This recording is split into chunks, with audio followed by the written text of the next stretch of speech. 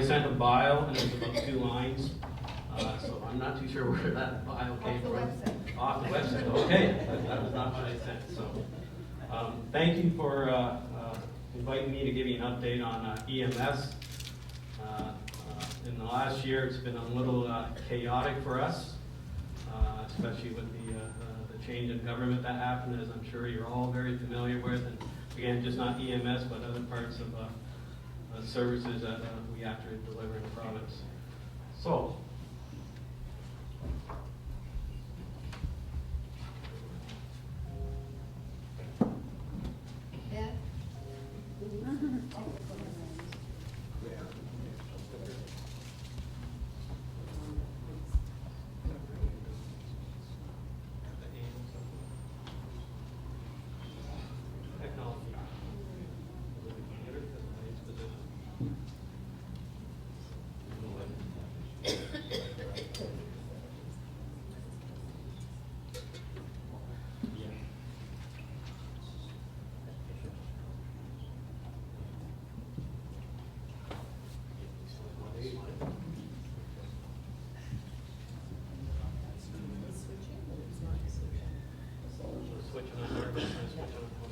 okay.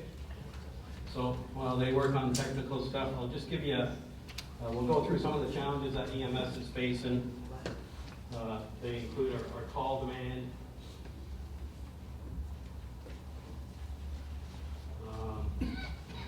our ambulance dispatch system, our offload delays here in the city of Thunder Bay. They talked a bit about real-time data access, about upcoming possible changes to the Ambulance Act, the Community Paramedic Program, paramedic recruitment and retention in the district, and paramedic wellness, and the SNEMS Strat Plan 2020-2030. Okay, so just so as an introduction said, Superior North EMS, we're responsible for ambulance service delivery in the entire district of Thunder Bay. So there's your map. That's all the calls we do. We're fortunate, unlike my counterparts down south, that we don't go over our borders very often. That's because we're so sparse. So you'll see up there near the top, we do a couple areas in what they call the Kenora area, maybe Cochrane area, and those are those boundaries where there's a bad MVA on the highway, say, east of the Long Lac, or same thing with Ignis, or vice versa. So sometimes we go on their borders, and sometimes those services will come in our borders, but it's pretty low numbers. But overall, from 2018 to October of this year, we're probably up to about 55,000 calls, the bulk of which will be in the city. So this is the total call demand for us. So as you can see, last year we went over 34,000 calls. This year, I'm predicting we'll probably hit 35. We are still climbing. We break down the call ratio here. This is between city and the district operations. As you can see, the bulk of the calls are in the city, no surprise. Last year we hit 28,600. This year, I wouldn't be surprised if we hit 30,000 in the city. We're on track to hit that. The district has been fairly steady over the last few years. It's actually gone down slightly. Again, end of this year, I only have the numbers till October. I'm expecting we'll probably hit around 5,000, 5,200 in the district operations. So, city call demand over the years, it's been going up every year. I know you don't like to see this. I definitely don't like to see this. It is what it is, and again, we're expecting to probably hit 30,000 just in the city of Thunder Bay. For my district operations, they've been slightly going down. Again, not by much. We're expecting maybe be 100 calls less this year, maybe 200, but we're still going to be a little bit over that 5,000 mark. So the good thing with the district is it's pretty well steady over the years. We don't see the impact on our operations like the city does. So, ambulance dispatch. Anybody who's been through my lectures in the past or norms, you know how much we love dispatch. And I don't mean to pick on the dispatchers. This isn't about the dispatchers. This is the bureaucracy of dispatch that I speak to. We have excellent dispatchers here in Thunder Bay. dispatch center is run by the Ministry of Health. I have no control over it. They're Ministry of Health employees, and they use the Ministry of Health dispatch system. It does cause us challenges, though. So just a quick, for those who haven't seen this before, a code 4, when we get assigned a code 4 to our paramedics, it's considered a life-threatening call. A code 3 is what we call prompt, so it's not life-threatening, but it's someone with a broken leg or a broken arm, but they're not going to die. They need medical attention. A code 2 is what they call a scheduled call or a transfer, usually inter-facility. And the same thing as a code 1 is something very minor. Again, usually it's a transfer call. A code 8, we don't see a lot of those, but that would be for a major incident. So we had a major structural fire in an apartment building or a hospital evacuation or those type of things. We usually get assigned a code 8. So I broke down the call assignments from city and district. So in the city, 69% of the calls that come in as 911 are assigned a code 4 or a life-threatening call. That's almost 20,000 calls a year that come in as, quote, lights and siren calls. In the district, the number's a little bit lower on a percentage basis, about 56%. The code 3s, that's not too bad, both city and district. But the thing you'll notice with this graph is in my city operations now, my code 2s and 1s, those numbers are very low as far as non-urgent transfers go. We have been fighting this for a long time to try to reduce those non-urgent transfers in the city so we could use those resources to deal with the 911. And it's actually been working for the last year or two. Our numbers are down. At one time we were doing 5,000 to 6,000 transfers a year in the city. We're now down to almost 1,000. That's good news. On the district side, though, we are still doing a lot of non-urgent transfers. The challenge in the district is having a resource available that can, bring a patient in the city and bring them back. And with the demand and all that, it's hard to find someone that'll take that on. We are working with the LIN, trying to come up with some strategies, but today, to be honest, we haven't been successful. So, ironically, my district non-urgent calls are way much higher. Probably about 1,200 to 2,000 compared to less than 1,000 in the city.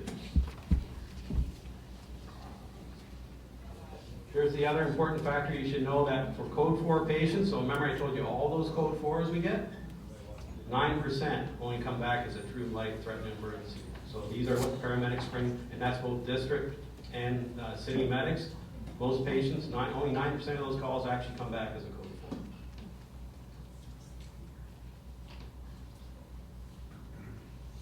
Unit hour utilization. This is important for me as well as you folks, because this measures how busy my system is. Now, need to be careful here is what you see here is just for my city units. An EMS, unlike fire, who comes up with all these standards, EMS, we really don't have, quote, standards. We use unit hour utilization sort of as a benchmark to let us know how busy our system is. And in the perfect EMS world, your UHF should be around 30-35%. That should be your average, that's where you should be. And that means you're getting the best bang of your buck for your resources.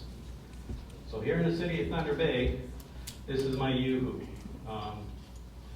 When my counterparts see this down south, they shake their head. They're like, Thunder Bay. And they see this. It is crazy busy in the city. My UHU average is about 47%. That's the average. Now, normally these graphs should be going up and down. We should be below 30 and then above 45, and they should all average out to around, that 35%. In the city of Thunder Bay, we're still at 47%, and we brought that down a bit. So it's the challenge with that is that shows how busy the system is, and that's hard on the paramedics because they don't get rest, they don't get downtime, and eventually that catches up with us. Red arrow, that's our current average. And we should be down where that 35% mark is. Offload delays. This is often in the news down south. We have the same problem up here. It's actually gotten a little bit better over the last year or two, so don't let that number scare you. That's actually improved a little bit. However, this year we expect it's going to go up a little bit higher.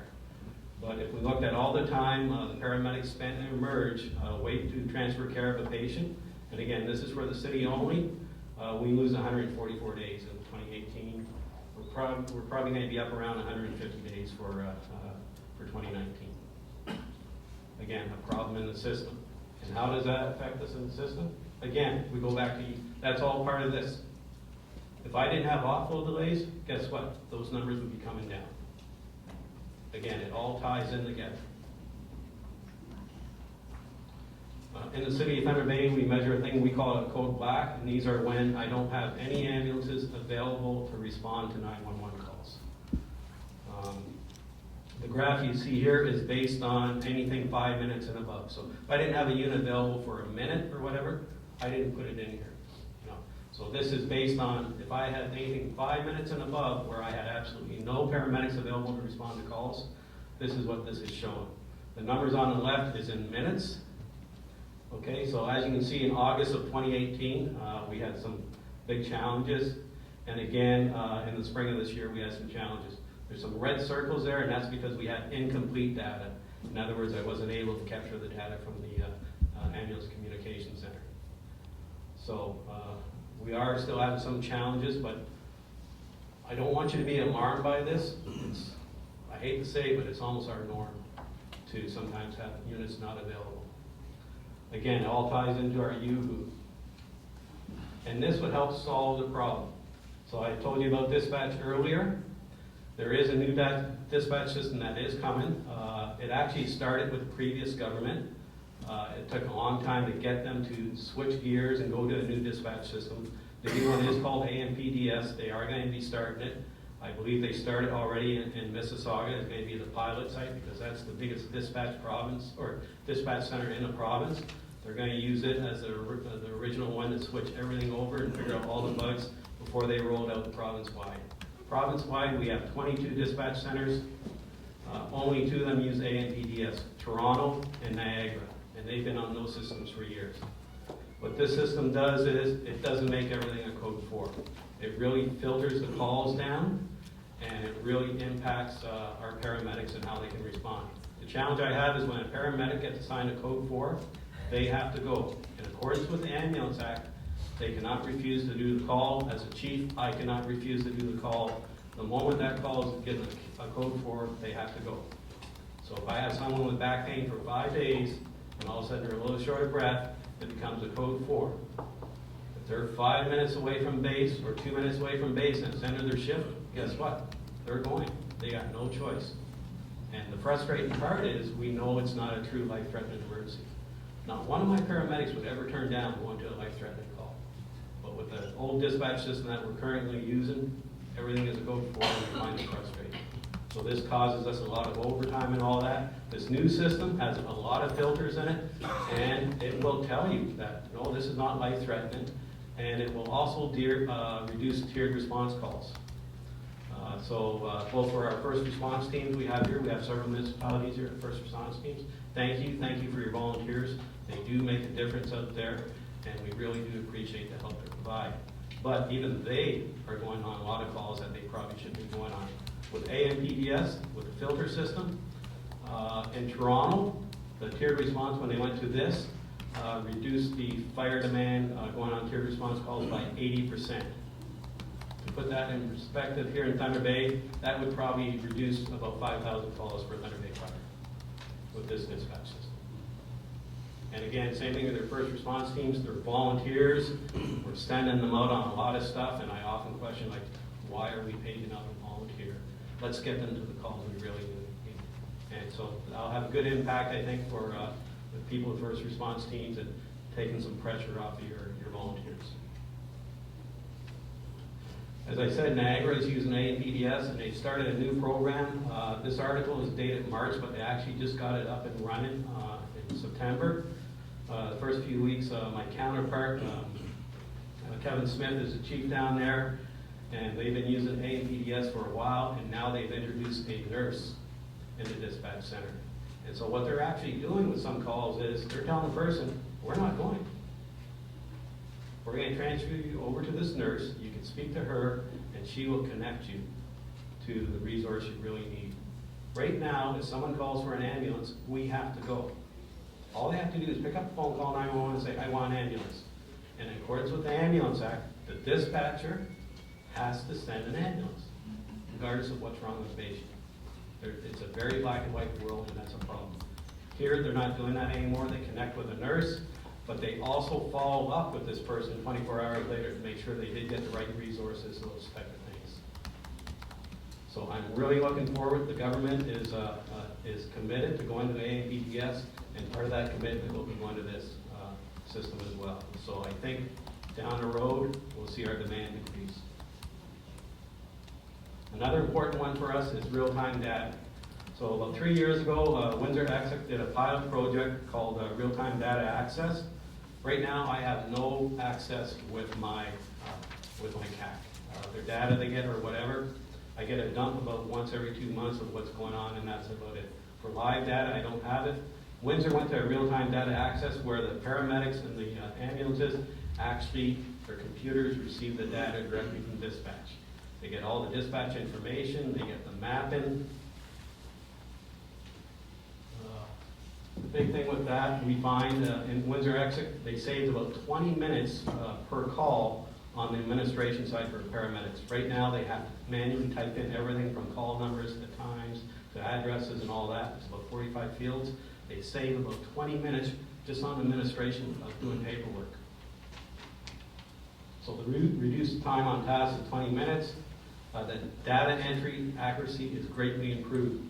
A lot of times when I go and look at my data, someone typed in the wrong time, or they typed in the wrong date, or the wrong run number, because they're manually typing these things in. So it really improves the accuracy.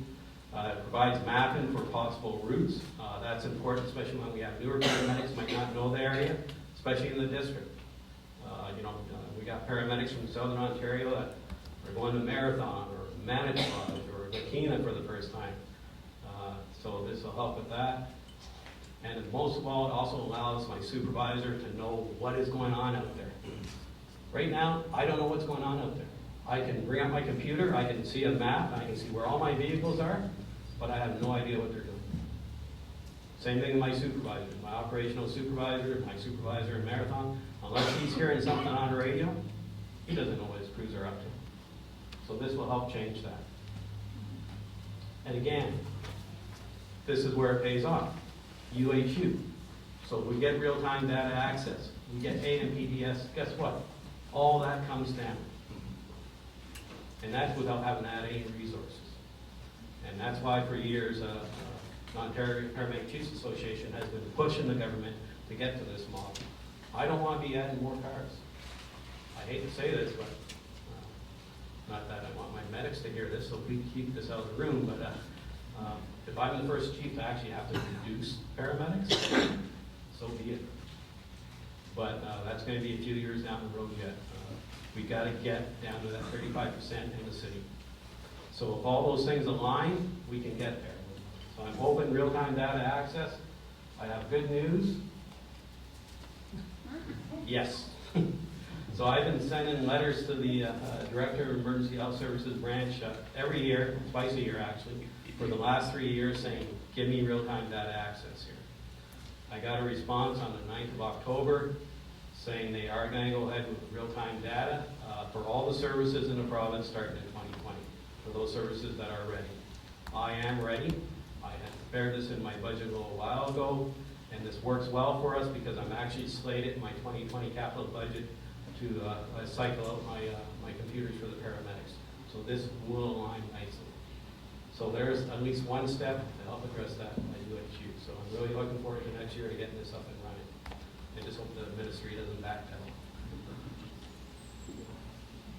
Ambulance Act changes. So I don't know if you heard, but they're looking at changes to the Ambulance Act and enabling us other options for 911. So the ministry, and good on them, is they're looking to change how we respond to 911 calls with new models of care, help end some of the hallway health care we're doing, the offload stuff. A lot of this is happening because of the current Ambulance Act. And as an operator, again, I have no choice. When I pick someone up, I have to take them to the emergency department.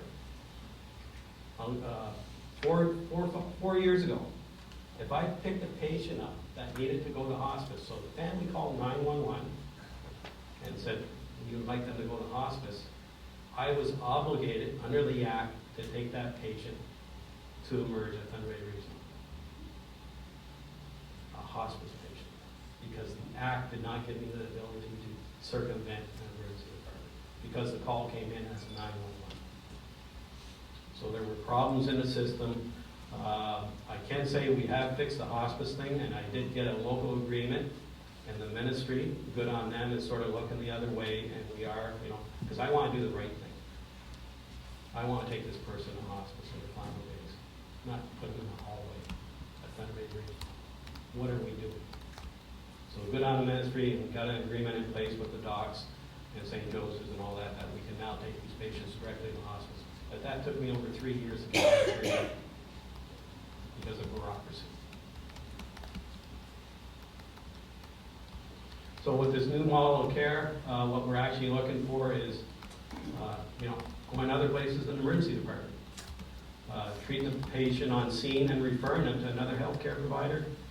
Treating and releasing a patient on scene, and referral of a low acuity patient or 911 to appropriate care in the community, i.e. that's the nursing ones. They wouldn't even send an ambulance, what they're doing in Niagara. So, again, very important. This isn't going to happen overnight. My paramedics are nervous about this. As municipalities, we're going to be a little bit nervous about this. There's still a lot of work that has to be done because, liability, what is, the training involved and all those things. At the end of the day, the goal is we need to get there. It's now plotting that course and how do we get there, what education is required, and all those things. So I'm optimistic. They'll probably get a couple of pilot sites going up. There's one right now, get a few more going up. And I'm hoping that probably in the next 2 to 3 years we'll have something similar like this up here. Again, this all ties into A and PBS. You can't do this with the current dispatch system. So as you can see, there's all these pieces that need to come together. It's a big culture shift from the ministry. Talk a little bit about the community paramedic program we've been running now for, I believe we're going on 3, starting our 4th year. My 2019 numbers, and this includes both city and district. So we have several programs going on in the district as well in the city. So we currently have 212 enrolled. The patients we really try and enroll in this are patients with chronic diseases. Those are the ones that tend to call 911 more often on a regular basis. And we found that if we can give them some sort of assistance, they're not calling 911 as often. Especially people with CHF or COPD and all those type of things as you get older. And so we've had some very positive results that you can see. And we eventually discharge patients from the program as well. Again, it's not always chronic people, but those are the ones we find that really benefit from this program. And essentially, it's the paramedics going in, doing a quick checkup on them. Are they compliant with their medication? If it's a CHF person, what's their weight? We see a person gaining weight, we know that's not a good sign. They're going to test a heart failure. If we don't pick up on that, they end up going to the MERS, they end up going to the ICU. There's a whole cost to the system. These things really benefit by having these visits with our paramedics. And again, this is both district and city. Not all the municipalities in the district have this program yet. We are getting there though, but I think 9 out of the 14 municipalities actually on the east, Nipigon and east have a program. Nipigon doesn't have it yet, or Red Rock, and we are working on getting it. So this is another pilot program we did last year. It's called Emergency Department Avoidance, and this is a project we worked on with Thunder Bay Regional. And it was a way of home visits for patients that have been discharged from Thunder Bay Regional Emerge, and the goal was to prevent ER admissions again. What Thunder Bay Regional realized is a lot of patients that came to Emerge came back the next day, the day after, and they're looking at their numbers and they're going, how can we fix this? So in partnership, we sat down and we said, what's going on here? We drilled into the data, looked what the problem was, and we've had some amazing numbers here. So essentially what we do is post-emergency room, we do the visit follow-up within 24 hours. Paramedic will go visit them. They do a quick physical assessment. options to provide Meals on Wheels. We found a lot of people being discharged. They're going home by themselves. They got nothing there. They got no food. They got no family. They know nothing. So we make sure at least we get them Meals on Wheels. They got something. We discussed with them their education plans or the emergency discharge plan they were given. And the result was we had an 84% reduction in ER readmissions after they got involved in this program. And this is the good part. So the return rate was 15%, but there was an 84% avoidance outcome. And all these patients also calling 911. So they're using the ambulance, they're in the hallway, in emerge, they're trying up emerge, so it's that chain effect. These numbers, these dollar numbers you see in here, these are not my numbers. This is what Paramedic Regional gave us. This program, the WIN gave us a one-time funding for a 6-month pilot project. It was about $100,000, and this is what we got out of it.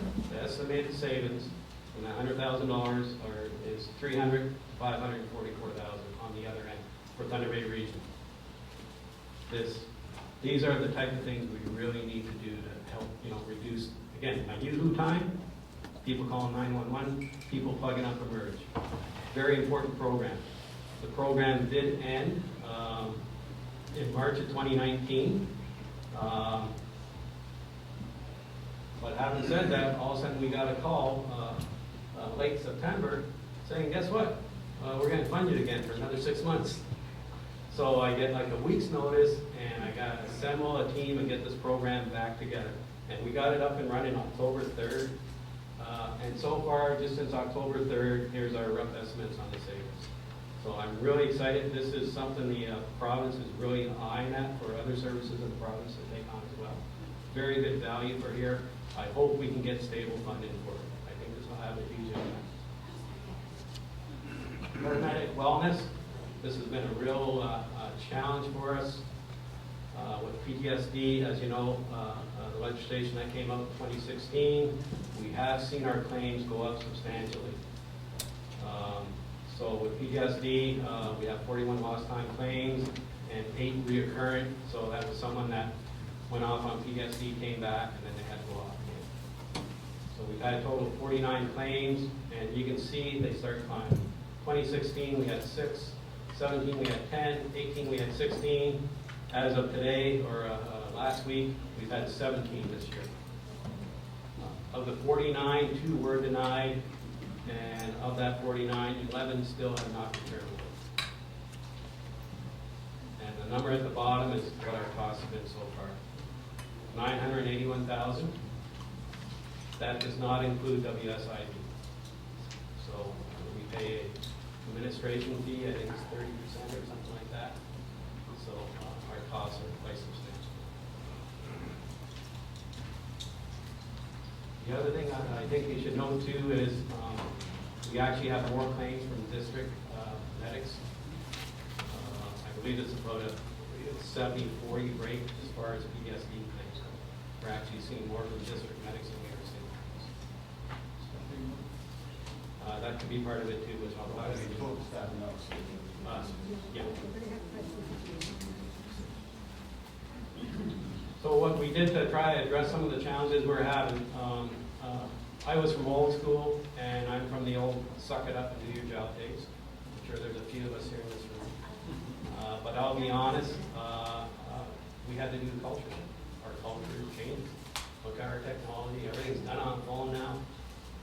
We had to do some culture shifts. And one of the challenges I had at Stanton is we did start a wellness program, but it fell apart because we really didn't have anybody that could oversee it and keep it going and keep the paramedics engaged.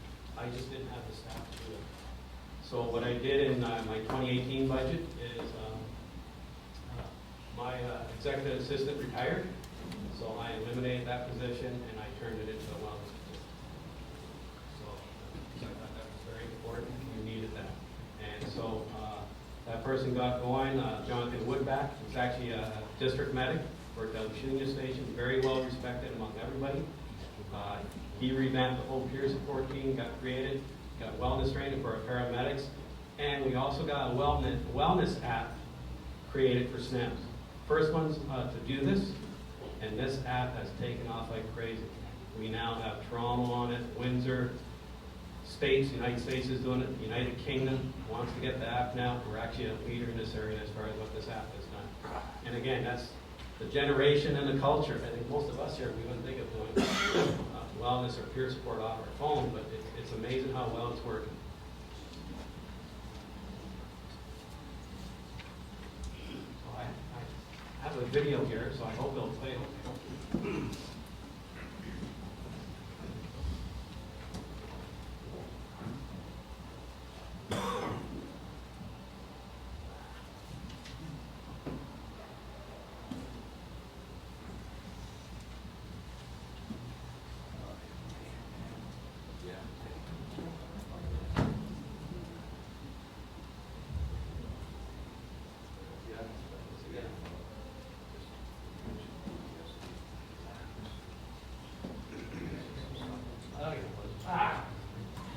Technology. There, we're close. My name is Jonathan Woodbeck, and I'm the Wellness Coordinator for Superior North EMS. I've been through a lot in my 15 years of frontline paramedic duty, and have seen the effects of isolation and depression, PTSD firsthand amongst my colleagues. First responders are rescuers by nature. We see others in distress and jump into action, but all too often we neglect our own needs and wellness by not properly debriefing after bad calls or having positive conversations with others about what we're dealing with. Nearly every organization has a list of resources like benefits and counselors that are available for their members.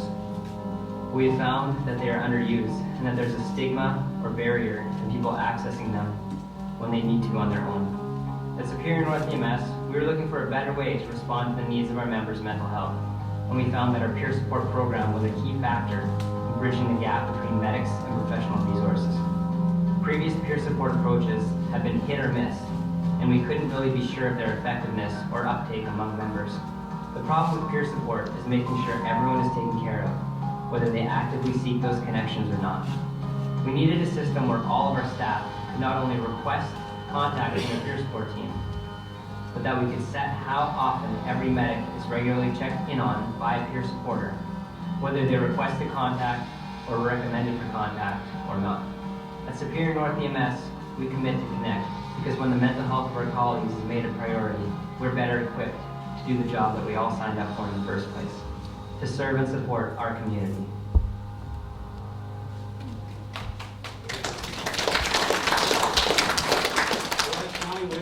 The wellness guy we hired from the district. The wellness position is a 2 to 3 year position, and then we'll rotate it to someone else. The reason we did that is all the stuff he has to deal with. And our experience tells us that we need to cycle someone for that position. So Johnny is the first one. He's done excellent work. And from that video, what you can see is, at one time we used to rely on paramedics to come to us and say, how you're doing or whatever. If I went to a paramedic as a chief and said, hey, how are you doing? What do you think they're going to say? I'm great. You're not going to have to chief know, hey, I'm having trouble. So John and our peer support team, what they do is, as he indicated in there, is they actually check up on people on a regular basis. Even if they don't ask them, they're just checking in. How you doing? Let's have a coffee. What's going on? And so I haven't been able to measure the impact of that yet, because we just got it up and going. But it'll be interesting to see over the next year or two what sort of impact we have a way to measure that. But I have no doubt in my mind it was well worth us doing this. The app that was created was done by a local company here called Contact. So they came to the table, and for a very little investment that I gave them, they shook their head, but I said, that's all I got. Because normally you'd spend several $100,000 to invest to get a tech thing developed. I did it for under 10. But they also saw that by getting this up and going, there's a huge market out there because no one else had done this yet. And it looks like it's paying off for them. So on the tech side, the app, it's on your phone. You have contact, resources. You log in with your email or whatever, you register. And then down there you can see you can actually choose your peer supporters. So I believe we have 14 peer supporters. Some people don't connect with each other. Someone doesn't want to talk to so-and-so and so. So actually it allows the person to choose who do I want to connect with as a peer supporter or whatever. It also allows them that they can get on their phone and quickly send out, I need to talk to somebody. There's a group that shows that are on duty or wherever they are. It'll show on the app that they're available, and they'll contact that person Average contact time is usually 5 to 10 minutes when they send out a request for help. So it's been very beneficial that way. And the good news with all that is it helps just not on the work side, but on the personal life side. So sometimes they're contacting them because other stuff going on in their life. Good benefit, very good value for dollars. Paramedic recruitment. Okay, this is a real challenge in the district. This year we tried to hire 26 paramedics for city and district. We ended up with 16. 18 were needed for the district. We got 8. We have a thing called Suitcase Medic for the district. That's the term we're using now. And essentially what it is in the district, all the ambulance services that are in the district all started as volunteer-based. There were people in the community that staffed the ambulances. They worked as the standards rose. They started to become full-time jobs, some of them, and the standards. And essentially the educational requirement got so high that we can't do volunteers anymore. So we have to hire, quote, these professionally trained people. And with the district, it's very hard to attract these people. So what they do is, we do hire them initially. They grab a suitcase and they go work marathon for a few days. Then they might go work Manitowoc for a few days, or they'll go work another station. The thing is, they're not in that community on a regular basis. And that is hard on my paramedics that do live in the communities. So, you know, the people that live in Red Rock and Nippigan, and Marathon, and Geraldton, they're committed. That's their hometown. They're committed to it. And for me to try to get them relief and vacation, it's a real challenge. This summer we were able to commit to the collective agreements, which says we allow 10 people off. But normally we try to give more off during the summer, and it was a real challenge and hardship for us. This is going to be an ongoing issue for a while.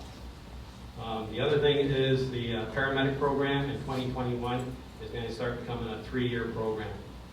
That means in 2023, I will have no graduates anywhere in the province coming out. And we have our baby boomers retiring now. This year in the city alone, I got 4 paramedics that are retired. That's going to start happening in the district as well, I would think. So 2023 is going to be very challenging for us. Okay, I got to wrap up. So real quick, our strat plan. We were going to do this in the spring of this year, but as you know, some announcements came out from the government about realignment of EMS, budget freezes and all that stuff. The government has really walked back from that. So with that being said, we are going to go forward with our strat plan now. The RFP closed. They're just doing evaluations on who the proponent who will be doing our strat plan. That will probably be announced in the next week. So all the municipalities here, you should be seeing a letter. Your CAOs should be getting a letter very soon from my GM, Mark Smith, letting you know that we are starting the strat plan process again, and how we will be trying to, and then we'll speak to the consultant and see how do we engage all the municipalities in this. We have lots of challenges from infrastructure in the district to call demand to, I wrote them all here, but apparently I'm told I'm really short on time. So everything we're going to look at. So stand by for an email. Also, there's a municipal report I'll send out to your CAOs next week. Essentially, that'll be the numbers for the last 2 years of what we've done. And questions? If anybody has an urgent question, well, it looks like there might be a few minutes. Oh, I'm sure there is. I didn't even talk about the drug problem. Max, we're going to give you about 5 minutes for questions, otherwise you're like... Bishop Rascal, Corner Township. One question, you mentioned that with your GPS system, you want to know where your ambulances are in the system. And the reason why I'm asking the question is why? But right now, I know where my ambulances are. So I can pull up a program and see where my ambulances are. I just don't know what they're doing. Who cares? They're doing the job. We don't know that. I don't know what they're on, or where they're going with my resources. So when something's hit a fan, I got to figure out, because part of my challenge is I get Conmy coming into town. They get sucked into the vortex here. Shunya gets in here. They get... But isn't that the dispatch that does that? It's dispatch that does that, but I got to be able to figure out what's going on, so I can call dispatch and saying, you get that crew back to Red Rock. I don't know. So that's my challenge. I don't have control of my resources because I can't see what's going on. The other question is the overlapping of ambulance and Thunder Bay Fire. Yep. is there gonna be a correction? I mean, doing that, somebody's gonna do some job somewhere. But why does fire still respond to a lot of these calls where they're not needed, that's not their job? Because it's based on the current dispatch system from ambulance dispatch. So ambulance dispatch determines when it's a secure response call. And because they don't filter it down, so right now, fire goes on every shortness of breath. They go on, unconscious, VSAs, those ones they should be going on. Just about every call comes in, someone says, I'm short of breath, guess what, they're going on. We know they don't need to go on those calls, but the current system just doesn't allow us to filter out. That's why I'm saying with A and PBS, you know what, there's gonna be an 80% reduction in those types of calls. I think that would be win-win with the city and also your department too. We're done. Thank you. Next, sorry. All right, John. Just a quick question. Ambulance, Yes. how is that mesh into you, or does it mesh into you, or So, yeah. does it help with your? Yeah, so they're the ones doing non-urgents. They are not connected with EMS whatsoever. So the way we set it up is the LIN has provided funding to Thunder Bay Regional for non-urgent transfers. Thunder Bay Regional has contracted MD Trans to do those calls. So they're a private company. So they're definitely a private company. They're funded through Thunder Bay Regional. So does that take some of your load off? Oh, definitely. In the city, it works great. Again, my challenge is how can I get a model like that to maybe reduce what's going on? Which is probably why you get the higher calls in area. Exactly. Yeah. Okay, thank you. Crystal? Thank you, Crystal Olson with Township of Conwy. Thank you very much, and I'm excited to see that there's a municipal report coming. I was wondering if it would be possible to actually receive more regular reports, quarterly reports, so we can be more accountable to our residents in terms of the services that are being provided. Yes. So right now, on the financial side, I do know when we send out, because I have the pleasure of sending you your quarterly levy bill, so, but we do put in the various report with that now, because that was requested a while back. So if you're not getting those, so on that side, I can give you the financial side and all that. On the operational side, that would be a little bit time consuming to try to do that on a quarterly basis. But if you ever want specific information for your municipality or whatever, give me a call or whatever, and I'd be happy to try and get those numbers for you, what you're looking for. Thank you very much.